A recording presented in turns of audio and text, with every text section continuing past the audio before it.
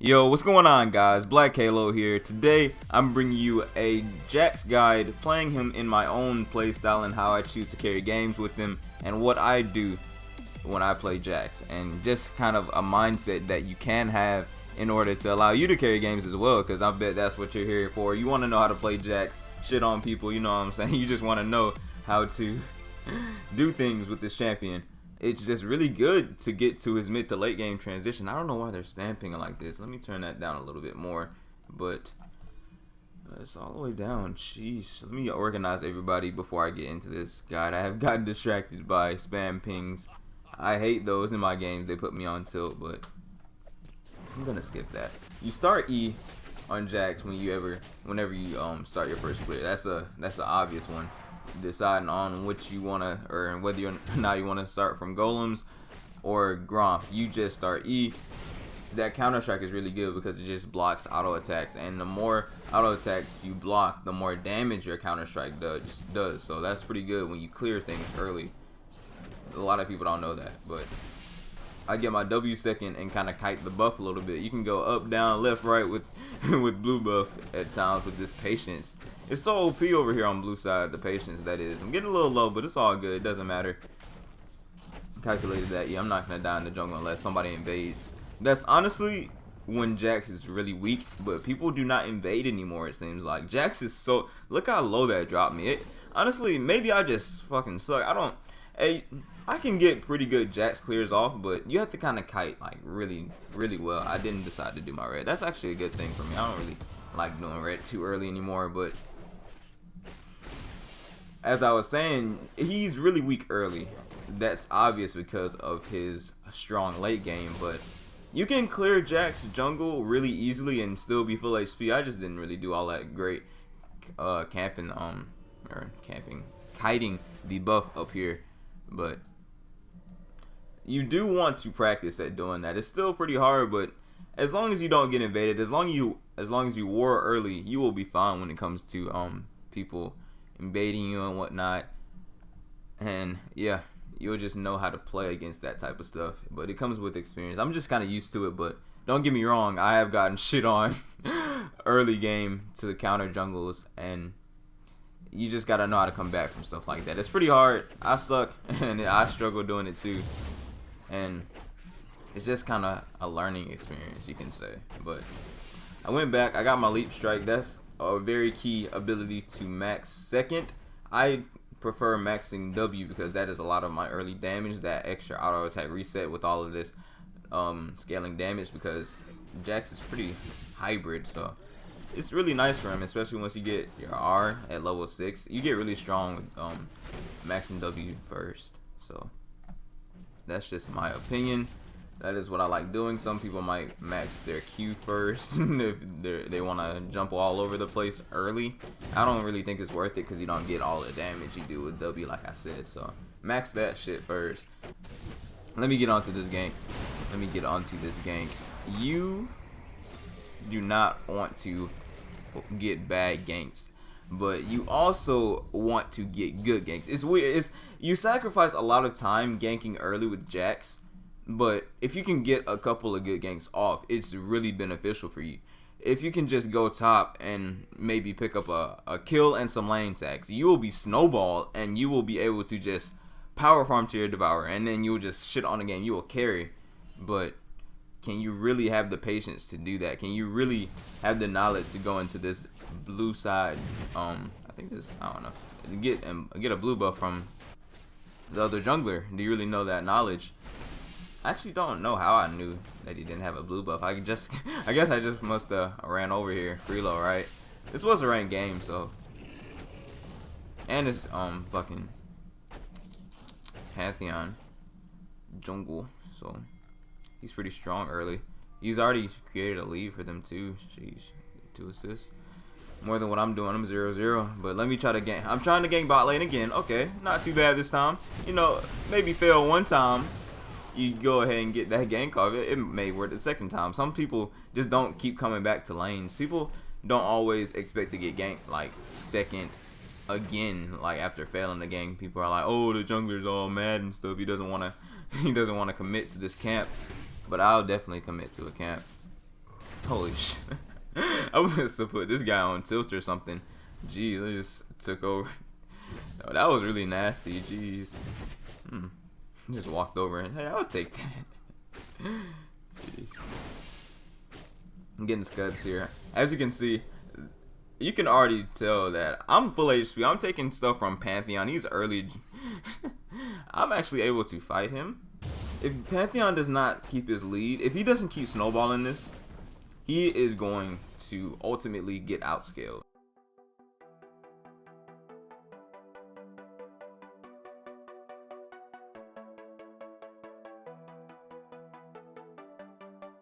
I just got an easy flash, but Pantheon's here, so he comes in for that nice ass counter gank. I just got my mid laner kinda killed just from not knowing where Pantheon was, but honestly, it's kind of a bad habit to not know where the jungler is whenever you're trying to do something or force something. That's why I just smited that. I had a feeling he would be jumping in here, so that counter gank kind of fucked me over because I got chunked out. So at least I was able to get my buff. At least I didn't just go and, oh, damn, he's gonna get, oh, if he gets this blue buff, I guess he kind of, you know, I took his blue, now he's taking my blue. Shit, that kind of sucks, but it depends if I can get it. I don't think I can get it.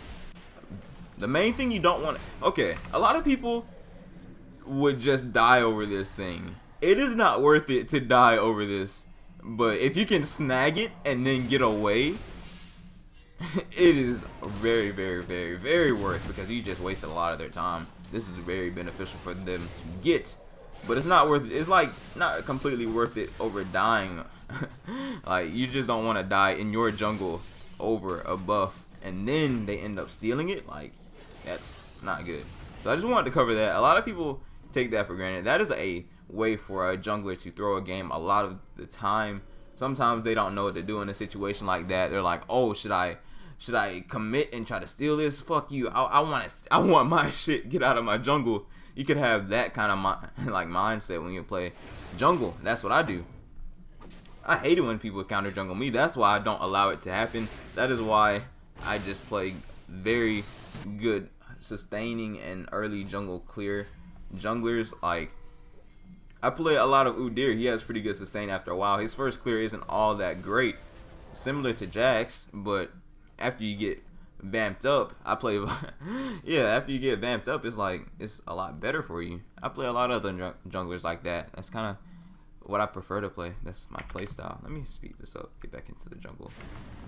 I'm just sort of rambling on to cover the time of the farming, because like I said, you do farm for a little bit. So if you guys don't have any general knowledge on Jax, then this is the guide for you, because a lot of people don't necessarily Jax jungle. I just fucking died for no reason. That's what you definitely don't want to do, but I was able to come back from making this mistake, so it wasn't too bad. So I thought I was gonna be able to get him here, and it would have happened. It legit would have happened if Pantheon didn't come for this counter gank. That's why he's so OP. He just counter ganked me mid twice, so that really hurt me. That's another way to come back from me shitting on him, is be like, oh, that's basically what he's doing now. He's like, oh, I'm gonna take advantage of my early lead. I'm gonna be Pantheon and show my dominance. I'm not gonna let a Jax dominate me early game. In a normal game, honestly, that's usually how it would be. Holy, can't pronounce words. That's usually how it is. But in the ranks, people they're ballsier in a way. So that's why ranked games and normal games are different. People play completely differently. They have different play styles. That's why I was explaining my play style for a while at the beginning of this guide. People play how they want. So it's a lot of different ways you can do this. People just fail to realize this sometimes, but you can always create something different. ZZ Rot Banner Command era was a very good way of showing this. Even though people didn't really like it, people can have different play styles and adapt them. There's been different things. That was just really different and innovative for League, so appreciate that from Riot. Game just lagged a little bit there. I don't know why, but I'm just power farming. And I see this. Yeah, this is really free. I saw there were... That's why I was hoping over mid for a while. I saw that he was acting pretty aggro, so I was just waiting for something to happen. So that's what ended up happening, as you can see. And it's really weird for them to get away with this. Oh god, it's really weird for them to get away with that. That's what I was about to say. Like, okay, it was no way. Okay, there we go. I was waiting for the destroying. I was waiting for this to happen. Honestly, I was like, why is it taking so long? Trendemir came in. Okay, Trendemir was just really behind. He was just 0-3. He just got a double kill. That'll help him out. Boom. I was there for the assist too. Devour stacks, OP. We still haven't even gotten Dragon yet. That's really good. Around this time, I expect Dragon to be gone. I usually get Dragons done at around 10 to 13 minutes. It does vary a lot. I need to get better at that. That's one thing I do struggle with doing, because sometimes it's not worth it when you force it and fucking die. And it sucks when it doesn't go right for you. But when it does, it can snowball a game. So it's very risk reward. So this is very good. Okay, I like this. Even though it's sort of late, only 13 minutes into the game, we got a somewhat coordinated Dragon play. Somewhat coordinated. We got Nunu support winning the lane for Tristana down there. Oh, he just died over. Dang it. Nunu's my homeboy, man. I haven't seen Nunu play in the support role in a while. I like Nunu. Fucking troll ass champ. But as you can see, we just got Dragon. I'm out of mana, and they're pushing mid, so they can dive me here. So I can't hold this turret. It's gone. That's what I had to give up for Dragon. Apparently, that's why I was saying this. So it's kind of risky and rewardy, because you can always like try to contest the Dragon. You can kind of contest another tower when another team is doing Dragon. You can sacrifice a lot of stuff, but when you get Dragons for free, like I said, it can just snowball a game. Especially when you're playing Jax, stacking Devour. That's 5 stacks, man. You want early Dragons. If you are ever playing against a Devourer jungler, try to get Dragons earlier than him. That is a very good way to snowball yourself. But you know, I'm already snowballing. I am 0-1-3. I made one mistake, but I have 3 assists. These 3 assists and that extra tax I received kept me above Pantheon's NCS. Even though he does have 2 kills, I am able to just sustain the jungle, keep farming, keep getting stronger, keep getting more levels, especially. That is going to snowball soon. And then once I get my sated Devour, I'm going to get even stronger. And then I'm going to get my Rage Blade. I'm nearly going to be one-of-one-able, if that makes any sense at that point. Then I'm going to get some more tanky items onto that, because all I need is sated Devourer, and I need my Rage Blade. Maybe a Gauntlet. I like throwing a Gauntlet on top of that. That's extra tankiness as well. Once you do that, you got space for 3 more tanky items. You can go a Spear of Visage, Deadman's Plate, GA. Good luck killing Jax. That is why he is so strong. Once you get full build, or you get vamped up, you get started, he is very strong. As you can see, I am not at that point. I just got shit on. I am not at that point. But yeah, that was a pretty big throw. Whoops. But at the end of the day, I still was able to get this. Oh shit, he's fucking. Okay, he's bad. Just that 1 kill threw over their lead. They got another turret. Fuck, that sucks. That is why I preach to keep these things up as long as possible. Oh god, this map looks really weird though. Those are only 2 turrets that got in the game. So I guess I was able to play off this, even though these are very important not to lose. I usually like to lose outer turrets sometimes instead, because you can just run over to a lane and take these. But honestly, that could be a really big power strat at the end of the day, because if you get all these mid towers taken and then you're able to just defend this one somehow, I don't think you're gonna be able to defend this at most times, and then you can just lose your mid inhibitor. But if they start going for your bot towers, that's usually the play to go for. That's the more safer advantage or thing to take, is bot tower. And then you can just keep pushing it on and pushing it on. And then, jeez, man, bot tower is really strong for Baron as well. And once you get that, you can have your 80 carry on. There's other stuff you can do. I'm checking the stacks.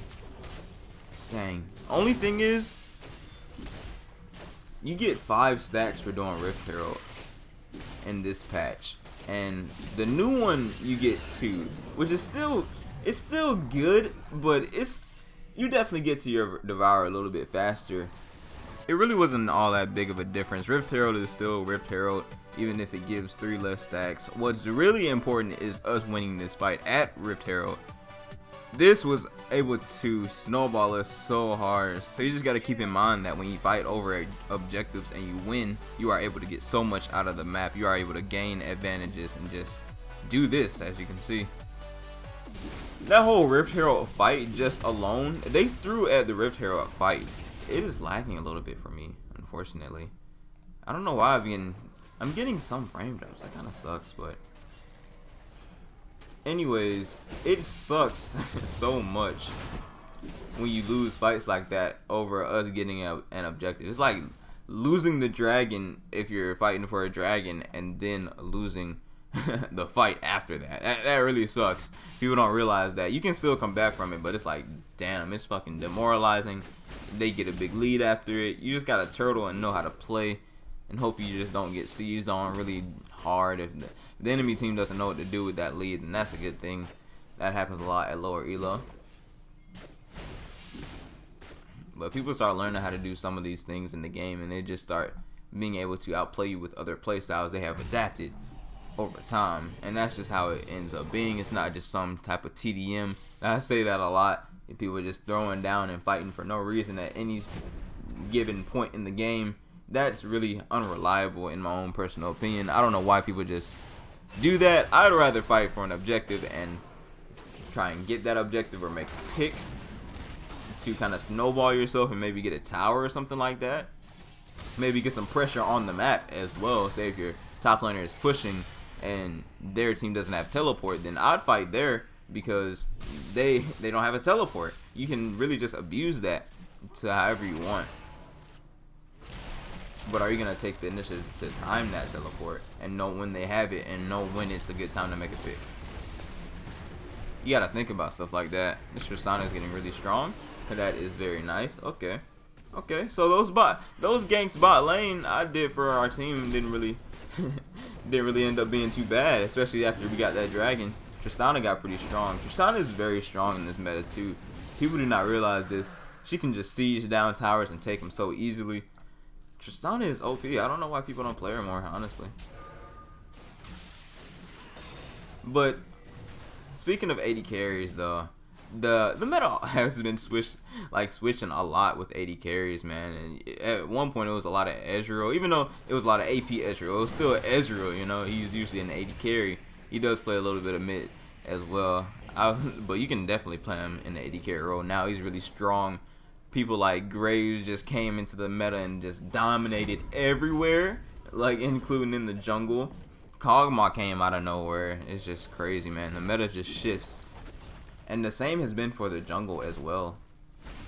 Alright, I'm coming in for a gank mid. This is pretty nice. Just had to skip ahead a little bit from all the, oh god. That was monstrous. This Graves just completely panicked.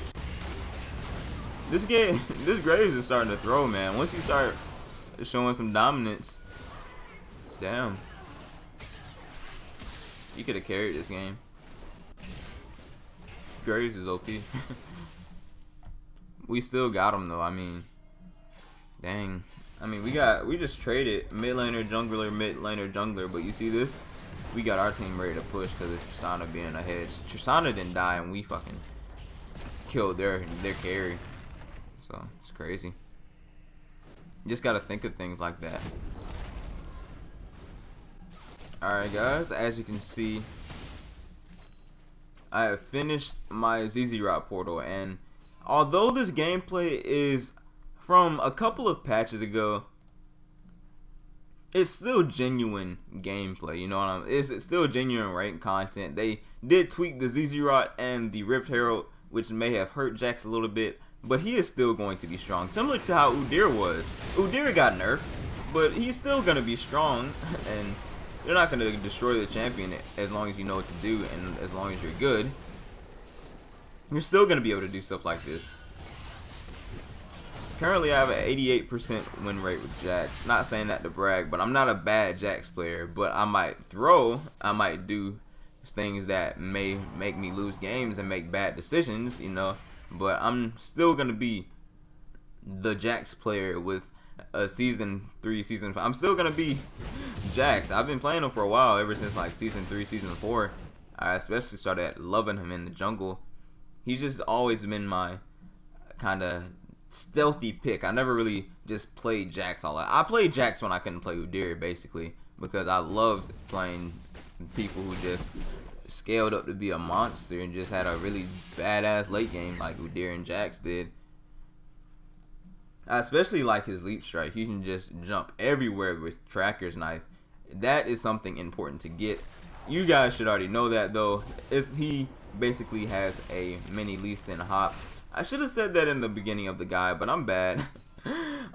Yeah, he has a mini Tracker's Knife, which is a mini Sight Stone, but I meant to say. And yeah, you're fucking jumping everywhere, going crazy, doing whatever.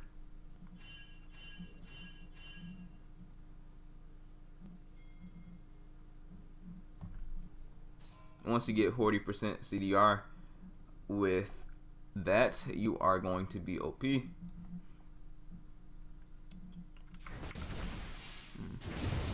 Seems pretty broken. I'm really just thinking about how broken that seems. And I'm wondering why I need something else to record with. It sucks. I was saying this in another video as well. I want some more recording software. Oh my god. Twitch sucks.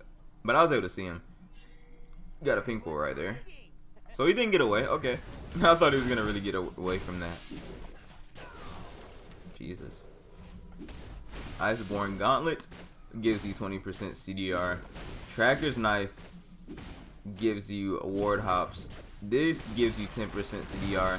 And your runes and masteries you're going to take, because I got runes and masteries on Mobile Fire that you can look at that will be updated, but you can still check mine there on my this account right here. It's more please.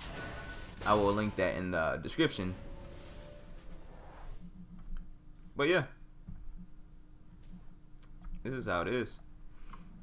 This is how it is, boys. Jax jungle is OP with a baby lead, but are you able to get that baby lead and know what to do with it is up to whoever plays Jax jungle. Are you willing to play and be dedicated to this champion if you really like playing it, is the question. Because I like being able to jump all over the place, man. It's like a mini Cassidon. Because you're able to just fucking jump every 5 seconds to your ward, man. And a Lee Sin, basically. It's like Lee Sin and Cassidon combined. It's crazy. I like the old Cassidon. But really, you always... actually not. Can you even say that? As you can see, I'm not even going Rage Blade second this game. I went Devourer, I believe ZZ Rot, and then Iceborne. I'm not too sure of the build path. I'm so used to building Jax, honestly. I didn't even cover it in the beginning of the guide. I meant to, but I didn't. Sadly.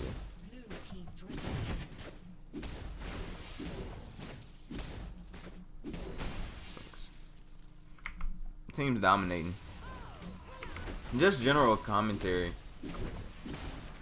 That's what I've been thinking is the best. Why? Because it's all about knowledge. It's all about mindsets. It's all about what you decide to do in these games. It's all about how you play. As you can see, I just split that lane and we were able to get that easily, just from one split push. Knowing when the split push is important, obviously. But we have a pretty big lead now, so it's really easy to do that shit. Yep, 10k gold lead. So honestly, that's pretty much the end of the guide. You guys should already know how OP, or you should already see how this is nice. Just know, I'm pretty sure I've already said this. I would be repeating myself if I said it again, but what else do you need to know? I'm thinking of everything else that'll be handy to know. Something, well, I didn't cover this, I don't think. If you hit W and Q, well, if you want your Q to do more damage and like jump onto a target, and you just want to drop all your damage down, if you use your W before you Q, it does more damage. It kind of combines the damages, if that makes sense. Read it if you don't understand or if you don't know. That's as good as I can explain it. Oh god. Holy shit. They really wanted to kill me. That is very, very scary.